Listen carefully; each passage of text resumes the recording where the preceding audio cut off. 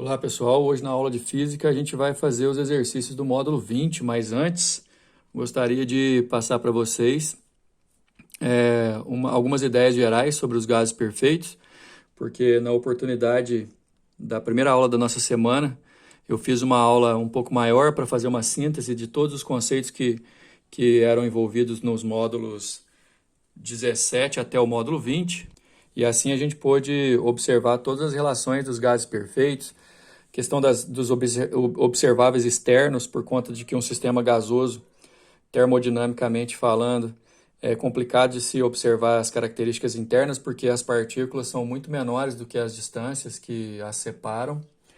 E aí o caso é analisar o movimento das partículas a partir da temperatura, analisar as forças que as partículas fazem a partir da pressão, né, todo o distanciamento das partículas a partir do volume e a quantidade de matéria a partir do mol. Então, relacionando pressão, volume, número de mols e temperatura, a gente tem a equação do estado, que é a equação de Clapeyron, que serve para um estado específico, né, não envolve transformações. No exercício onde você vai querer, por exemplo, relacionar essas quatro grandezas, que são proporcionais de alguma forma, por conta da presença desse R aqui, que é uma constante de proporcionalidade que o exercício te dá. Então, nos exercícios que são voltados mais para a questão de você analisar como que o gás está num determinado momento, você usa a equação de Clapeyron. Mas nas transformações gasosas, você tem a lei geral que relaciona pressão, volume e temperatura finais, pressão, volume e temperatura iniciais, baseado inclusive na relação de Clapeyron, onde nas transformações gasosas que a gente estuda, a quantidade de gás não vai variar, ou seja, o número de mol é constante, e aí você resulta na lei geral dos gases, que trabalha para qualquer transformação. Se você tem a ideia de um estado final e quer comparar com o estado inicial para tirar conclusões, essa é a lei que você vai ter que usar. A questão é que muitas vezes nas resoluções, às vezes usa PA/VA sobre TA, PB/VB sobre TB, ou P1/V1 sobre T1, enfim. Eu prefiro usar assim para a gente lembrar do Pivot-Povotó, né, que é uma situação que deixa um pouco mais fácil de você lembrar da fórmula que você vai usar. Na transformação geral, como o próprio nome diz, você vai poder generalizar para todas as transformações gasosas, nas quais o número de mols é sempre o mesmo. Porém, existem algumas transformações especiais. Na isobárica, a pressão é constante, na isocórica, o volume é constante, na isotérmica, a temperatura é constante. Em caso de alguma grandeza ser constante, que vai caracterizar a transformação especial, você não precisa, na verdade, decorar uma fórmula para cada, né? Você vai usar a relação fundamental, a relação geral, e nela você vai eliminar aquela grandeza que é constante. Na isobárica, a pressão é constante, você usa a lei geral e corta a pressão, as duas pressões. Volume constante, você corta os dois volumes. Temperatura constante, você corta as duas temperaturas. Nos dois primeiros casos aqui, as grandezas que sobram são diretamente proporcionais. Sendo assim, numa isobárica, se aquece, o volume aumenta. Numa isocórica, se aquece, a pressão aumenta. Na isotérmica, pressão e volume são inversamente proporcionais, ou seja, se a pressão diminui, o gás expande, né, aumenta seu volume. A gente vai aplicar isso nos exercícios, lembrando que você pode analisar isso graficamente também. O principal gráfico nosso é o que trata da pressão versus o volume. E dá uma olhada nos exercícios para a gente poder finalizar essa primeira etapa nossa da frente 1, da nossa apostila 3. O exercício número 1 é um exercício apenas de reconhecimento com relação às grandezas que podem aparecer no gráfico, né? O gráfico PV, pressão versus volume da figura, representa uma transformação cíclica observada em um gás ideal. Aliás, pessoal, já vamos preparar para os próximos módulos. Transformação cíclica é uma transformação muito importante para nós. A transformação é dita cíclica porque, olha, o próprio nome diz que ela forma um ciclo, né? A gente não sabe aqui qual que é o estado inicial, mas se a gente imaginar que o estado inicial é A, aí ela vai girar para o estado B, C e voltar para o A, por isso que ela é cíclica. Sabendo-se que a passagem entre C e A foi realizada a uma mesma temperatura, né, temperatura constante, a sequência correta de transformações ao longo do ciclo, começando pelo estado A, a gente já sabe então, começando pelo estado A, o estado inicial. Mas olha só, pessoal, A gente não tem a obrigação de olhar para essa curva e saber que ela é uma hipérbole e, portanto, entender que ela é uma curva isoterma, porque o exercício falou que ela acontece a temperatura constante. Aliás, de C para A o volume diminui, né? É uma contração a temperatura constante, portanto, a pressão aumenta, né? É uma isotérmica. De A para B a pressão ficou constante, ó. A pressão de A e a pressão de B são as mesmas. De B para C, os volumes são os mesmos, ó, o volume de B e o volume de C são os mesmos. E como o próprio enunciado disse, a temperatura é constante de C para A. Então, a gente tem aqui uma isobárica, a gente tem uma isocórica e a gente tem uma isotérmica. Vamos escrever aí. Pressão constante isobárica, volume constante isocórica, temperatura constante isotérmica, letra A. Número 2. A figura abaixo ilustra um experimento realizado sem troca de calor com um meio externo, no qual um cilindro com um êmbolo móvel contém um gás considerado ideal e elevado da configuração 1 para a configuração 2. Da configuração 1 para a configuração 2 é uma transformação. Então, a gente pode realizar a situação, né, imaginar a situação, melhor dizendo, de acordo com a equação geral dos gases. Em 1, a pressão vale P, e a temperatura é de 40 Kelvin. Em 2, a temperatura é de 30 Kelvin. E a nova pressão é dada por... A gente vai levar em consideração o seguinte, igual a gente está aprendendo lá em matemática, pessoal, o volume desse cilindro aqui é a área da base vezes a altura. Como a área da base não muda de um cilindro para o outro, só a altura do êmbolo, e aí vai mudar o volume que o gás ocupa, foi uma expansão, tá vendo? A gente vai considerar como o volume, a gente vai considerar só, na verdade, a altura. Então, aqui é como se o volume fosse 2 e aqui o volume 3, certo? Então, além da temperatura diminuir, o volume aumenta. A gente precisa entender o que acontece com a pressão. Usando aquele PVT Pavlov, só que agora comparando estado 1 e estado 2, P1V1 sobre T1 é igual a P2V2 sobre T2. Como ele quer a pressão no final, eu vou isolar o P2, ó, passando o T2 multiplicando e o V2 dividindo. Vai ficar assim. Se você não quiser fazer desse jeito, já substituir os valores aqui, também fica por conta. O P2 vai ficar P1V1, passa o T2 multiplicando, dividido por T1 e passa o V2 dividindo também. O P1 o exercício chamou de P. O V1, como eu disse, a gente vai considerar só a altura, 2. A temperatura é 2, né? A temperatura T2 final é de 30 Kelvin. Tem que ser em Kelvin, viu, pessoal? Não confunde, tem que ser em Kelvin. T1, que é a temperatura inicial, 40 Kelvin. E a altura, que representa o volume final, 3. A gente vai poder simplificar, aqui dá... na verdade, você pode simplificar, aqui vai dar 10, né? E aí 30 por 3 dá 10, 2 vezes 10 dá 20, e 20 por 40 dá meio. Então, a pressão final é a metade da pressão inicial. Resposta letra A. Número 3.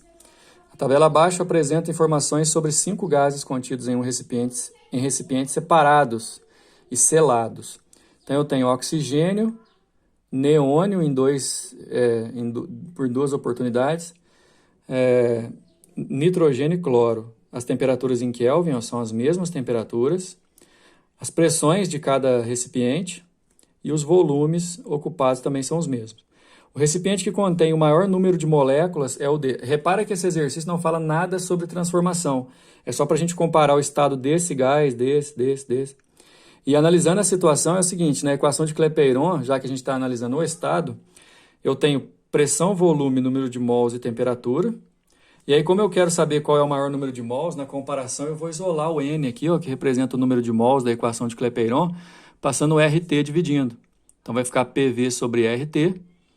E aí, mostrando, por exemplo, que o número de mols vai ser proporcional à pressão, proporcional ao volume, proporcional à temperatura. Porém, pessoal, a temperatura é a mesma, então não vai interferir. Eu vou até riscar ela daqui. O volume também é o mesmo, não vai interferir. Eu vou até riscar ele daqui, olha só. Nesse caso, então, concluindo, o número de mols é diretamente proporcional à pressão, porque o R aqui vai ser uma constante. Então, nesse caso, o diferencial vai ser a pressão de cada gás. Quanto maior a pressão, maior vai ser o número de mols, e a maior pressão que está aqui, nessas condições, é do neônio do recipiente 3. Por isso, a nossa resposta é a letra C. Número 4. A pressão correta dos pneus é importante para a segurança e garantia de melhor desempenho e durabilidade dos pneus. Os pneus devem ser calibrados somente quando estiver frios, ou seja, quando estão na temperatura ambiente. Uma pressão abaixo ou muito acima da recomendada reduz a durabilidade do pneu, aumenta o consumo de combustível e favorece o risco de explosão e acidentes na pista.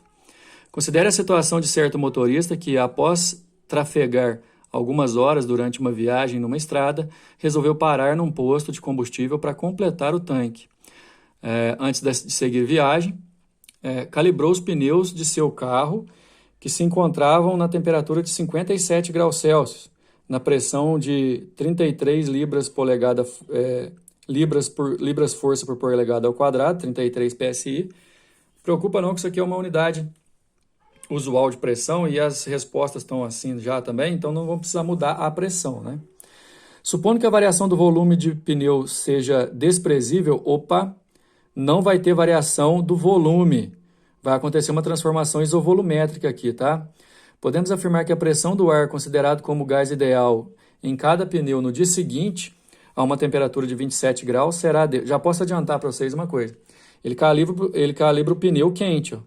Na hora que o pneu esfriar, nesse caso que o volume não vai variar, a pressão é diretamente proporcional à temperatura. Se a temperatura diminui, a pressão vai diminuir também. Ele vai sentir que o pneu está murcho, certo? Mas a questão é a seguinte, vai comparar a situação inicial com a situação final, e aí é uma transformação. Na transformação a gente usa PVT Povotó. Só que ele está chamando de P1, V1, P2, V2, enfim. O que vai acontecer, como o volume é constante, repara pessoal, eu vou cortar o V1 e o V2 da relação. Vai ficar P1 sobre T1 igual a P2 sobre T2. No nosso caso, ficaria P sobre T, P0 sobre T0. O detalhe importantíssimo do exercício é que você vai trabalhar com temperaturas em Kelvin, não esquece. 33 é a pressão quando a temperatura era 57, e aí a gente soma 273. P2 é a pressão final quando a temperatura caiu para 27, a gente soma 273 também, para achar em Kelvin. 33 sobre 330 P2, igual a P2 sobre 300. Eu posso simplificar por 33, esse lado esquerdo vai dar 1 sobre 10. Se eu simplificar o zero daqui com o zero, fica 1 igual a P2 sobre 30, multiplicando cruzado, P2, 30. Né? A gente já tinha previsto que a pressão ia diminuir, né? Então realmente podia ser várias alternativas aqui na oportunidade, mas no cálculo, letra C. Número 5, Júpiter, conhecido como o gigante gasoso, perdeu uma das suas listas mais proeminentes, deixando seu hemisfério sul estranhamente vazio. Observe a região em que a faixa sumiu, destacada pela seta. Olha só, Júpiter é um planeta gasoso, por isso que ele é importante para o nosso conteúdo dessa aula, né? A gente está estudando os gases. Aqui tinha um detalhe, né, na atmosfera gasosa, e aí ele sumiu, olha só, essas linhas, essa linha mais escura e esse detalhe sumiram. A aparência de Júpiter é tipicamente marcada por duas faixas escuras em sua atmosfera, uma no hemisfério norte e outra no hemisfério sul. Estão as duas aqui, ó. Repara que a do hemisfério norte continuou. Como o gás está constantemente em movimento, o desaparecimento da faixa do planeta relaciona-se ao movimento das diversas camadas de nuvens em sua atmosfera. A luz do Sol, refletida nessas nuvens, gera a imagem que é captada pelos telescópios no espaço ou na Terra. Até porque, como a gente já estudou, né, em óptica, Júpiter é um corpo que não produz luz própria. A gente enxerga ele como uma estrela no céu à noite, porém ele está refletindo a luz do Sol.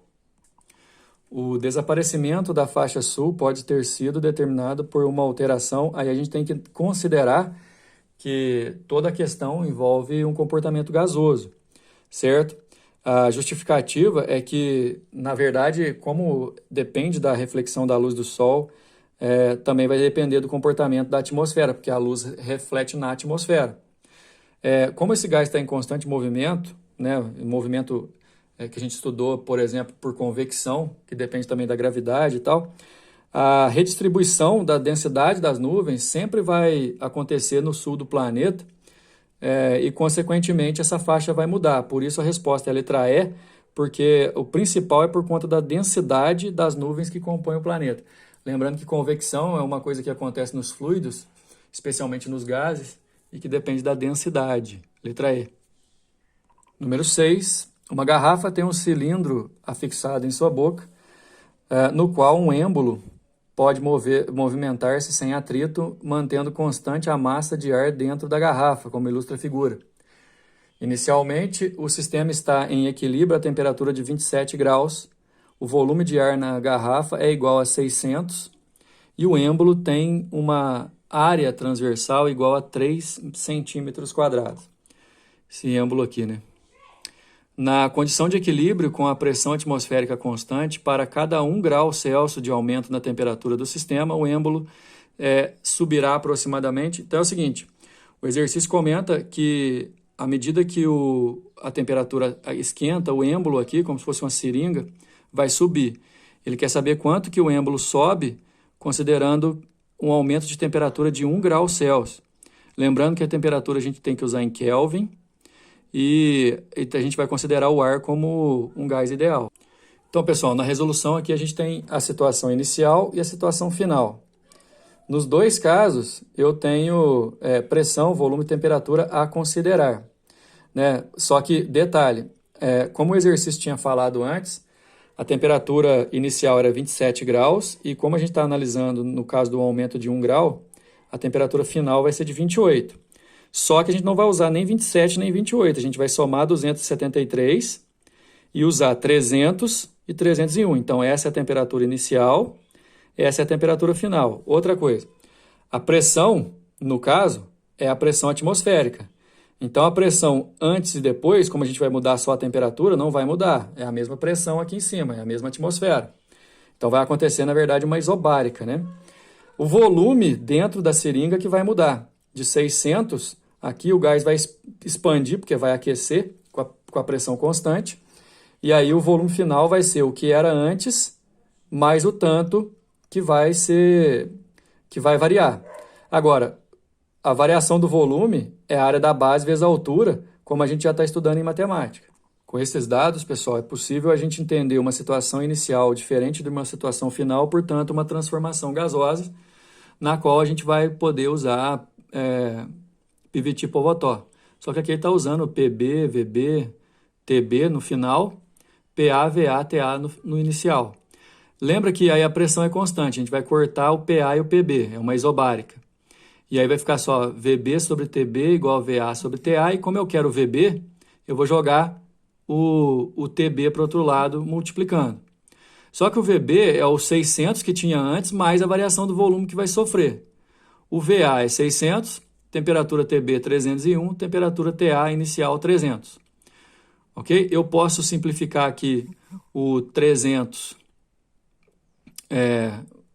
com o 600, vai dar 2 aqui em cima, né?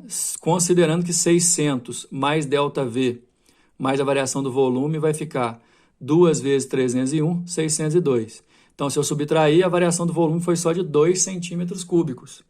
E como essa variação do volume vai ser só por conta da variação da altura, porque a área é a mesma, variação do volume é a área da base vezes a altura.